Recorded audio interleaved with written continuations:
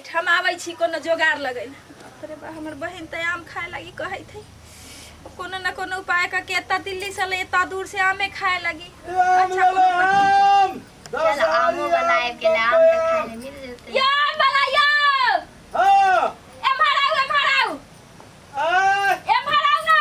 अच्छा ये आबै छी ना सरिया के हां आबै छी भारी छै की करिए न त चोट लाग जात। आबै छी अरे बाप रे बाप रखू नहीं छै बेचत आते रहले या केना किलो आम य तो बेसी दाम महग नहीं छै 20 रुपए किलो छै। नहीं छै कते सुंदर आम है देखियो त से त सुंदर छै आम। के दीदी एगो लेके काटी न धोई के काटियो ये तो दाम तनी घटाइयो ना।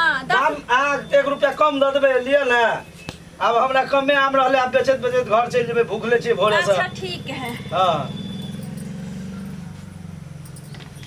ये सब आम सब गलल है। ए देखियो तो ये आम निक है तो ठीक है। निक छो कच्चा वाला काटी नहीं ये वाला काटियो। अच्छा दाई के धो के लावे ले हम।